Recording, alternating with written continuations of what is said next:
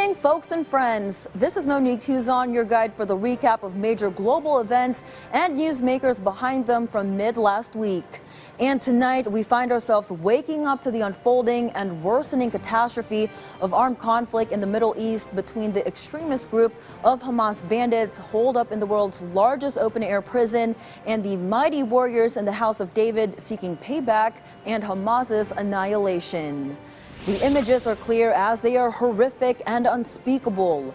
A band of bloodthirsty and heartless bandits who, with careful planning and stealth, breached certain points along the border fence of South Gaza and Israel, then quietly made their way to a music festival, the kibbutzim of Kfar Aza and Be'eri, among others, and military detachments in the areas, putting every moving and living thing to the sword and bullet.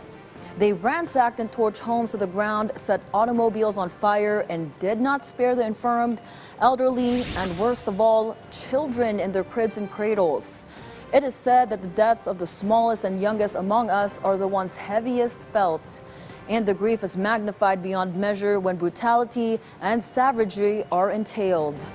Thus, after the fog from the first assault lifted to reveal the horrors and gruesome visages of the slain innocent Israeli civilians, the world cringed and cursed Hamas and the unspeakable evil.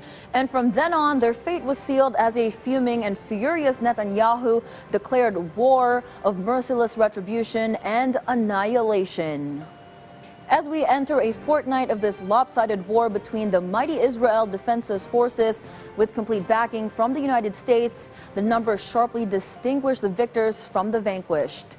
As of yesterday's reckoning, the body count, 1,400 Israelis dead, close to 300 of whom were soldiers, while on the Palestinian side, nearly 3,500 killed and roughly 12,000 wounded, 70,000 homes completely destroyed, and nearly 1 million on the run or seeking shelter and safety elsewhere in Gaza. Meanwhile, while the boom and bang of bombs and bullets filled the air in and over Gaza and the Holy Land, in democracy's most famous home halfway across the globe, chaos and dysfunction has brought work in Washington's Capitol building to a grinding halt. Since last week, absolutely no laws or resolutions have been passed by the U.S. House of Representatives, with no speaker to formally open and close legislative sessions. And the infighting among moderates and hardliners in the ranks of the GOP or Republican Party rages on, with two candidates failing to garner needed 217 votes to secure the much coveted post. First was GOP Majority Leader Steve Scalise, who was nominated but then dropped out after failing to garner the necessary 217 votes. Representative next, Jim Jordan from Ohio, a MAGA hardliner and 2020 presidential election denier, was nominated but then failed to meet the vote threshold in 2 voting tries. And it doesn't look good should he take a stab for a third time on Friday, with some 20 of his peers refusing to acknowledge him despite repeated proddings and persuasive chats. No financial aid could be extended to Israel or Ukraine without the approval of the House, which, as we all know, holds the purse of government. But while the dissonance and disunity is the overriding theme in the U.S. Congress at the moment, in Beijing, President for Life Xi Jinping welcomed world leaders from Asia and Africa who gathered to celebrate the 10th founding anniversary of Xi's Belt and Road Global Infrastructure Initiative that has paralleled the success of the old Silk Road trade route of the Chinese Empire in the Middle Ages.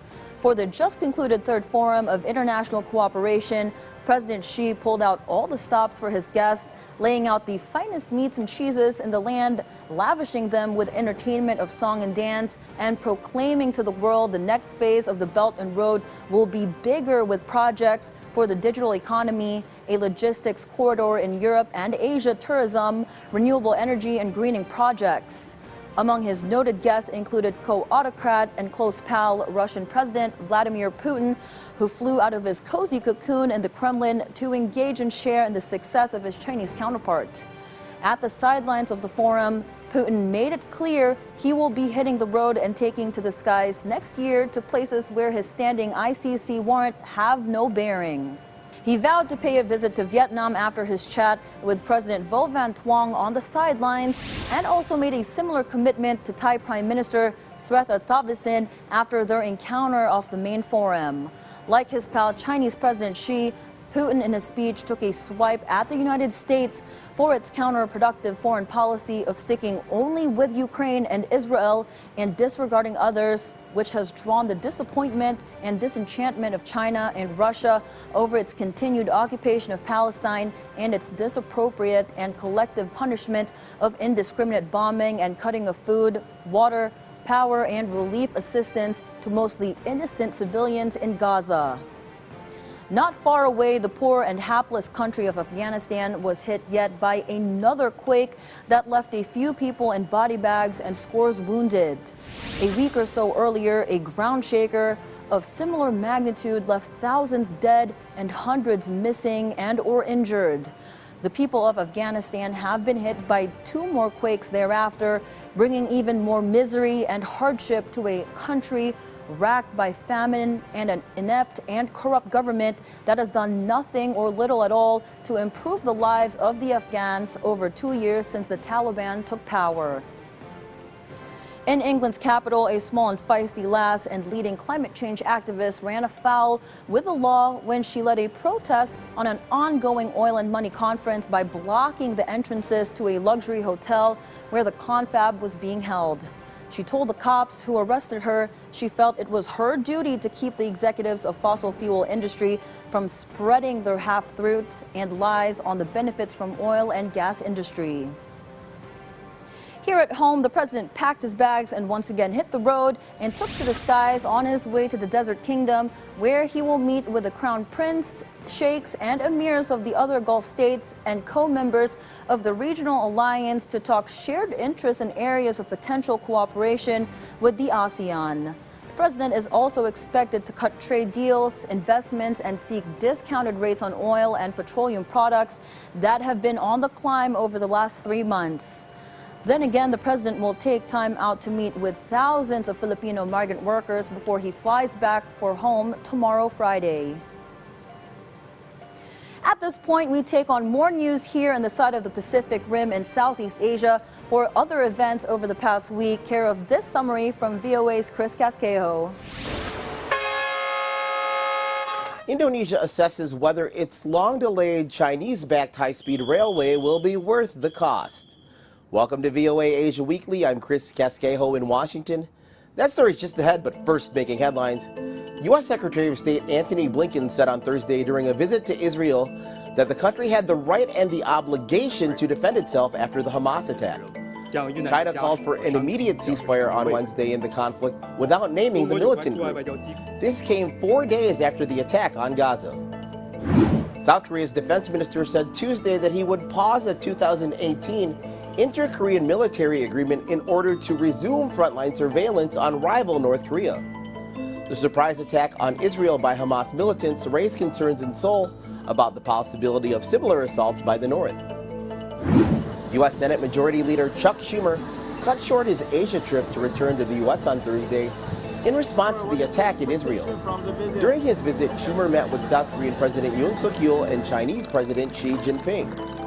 The bipartisan congressional visit to China aimed at stabilizing ties over trade, Taiwan, and other issues. This was the first visit by U.S. lawmakers since 2019. Another strong earthquake shook part of western Afghanistan on Wednesday, where a quake on Saturday killed more than 2,000 people. The 6.3 magnitude earthquake on Wednesday morning was about 28 kilometers or 17 miles outside Herat, the capital of Herat province. As Indonesia celebrates the launch of its first high-speed railway, the government is dealing with cost overruns and Chinese bank loans with high interest rates. In Jakarta, VOA's Devianti Farids has the story. Indonesian President Joko Widodo launched Southeast Asia's first high-speed railway, branded as Whoosh, on October 2 in Jakarta. The railway is a joint venture between an Indonesian consortium of 4 state-owned companies and a Chinese consortium of 6 state-owned companies, including China Railway International Corporation. This high-speed railway marks the modernizations of our mass transportation. which is more efficient, environmentally friendly, and integrated with other modes of transport. The bullet train serves the popular route between the Indonesian capital Jakarta and Bandung, West Java. Traveling at top speeds of 350 kilometers per hour, it stops just outside Bandung, cutting the usual 3-hour rail journey to 45 minutes. To be honest, this train is so fast. While it may not take you to Bandung itself, it reaches Padalarang on the outskirts. The project was projected to cost $5.5 billion and open in 2019. But costs mounted to $7.3 billion, says Luhut Panjaitan, Indonesia's Minister of Maritime Affairs and Investment. We face numerous problems and hurdles, from land acquisition, lacks of coordination, and financial problem due to the COVID-19 pandemic.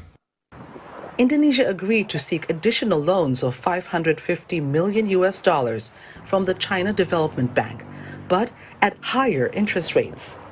Indonesia is now seeking to negotiate with China Development Bank to bring down the interest rates. China requested the government provide loan guarantees directly from the state budget. Even worse, China did not request this at the beginning, but now they have demanded. What do you call it if not China's debt trap? To make high-speed rail economically viable in the long run, Indonesia plans to extend the railway to Surabaya on the opposite end of the island of Java and has started its feasibility study. Devianti Farid's VOA News, Jakarta. Visit voanews.com for the most up-to-date stories. I'm Chris Casquejo. And now, Blackpink in your area. Love it, just say you do. You know you got me. Everything you do. Finally, a new solo single by Jennie of Blackpink was chosen as the favorite new music release of the week in a Billboard poll. You and Me is Jennie's first release since she made her solo debut in 2018. The song is billed as a special single. Thanks for watching VOA Asia Weekly. I love you and me, dancing in the moonlight. Nobody can see. It's just you and me tonight. While the latest developments in the Holy Land in Gaza have taken a turn for the worst, with the rocket fire blast that hit a hospital in Gaza and left nearly 500 dead, mounting protests from all over the globe and calls from the UN and world leaders denouncing Israel's overkill retaliation have left Biden and Netanyahu no option but to allow a convoy of badly needed food, water, and medicine supplies into Gaza. Then again, Arab countries and the Islamic nation are closing ranks and demanding a ceasefire, which will put off for another day the IDF's major ground offensive into Gaza to annihilate Hamas. All pointing to peace still not being a given a chance in a world still at war. This is Monique Tuzon reminding you to stay informed, work hard, count your blessings, be kind, and catch a news right here. Till next Friday, a restful night and weekend to y'all.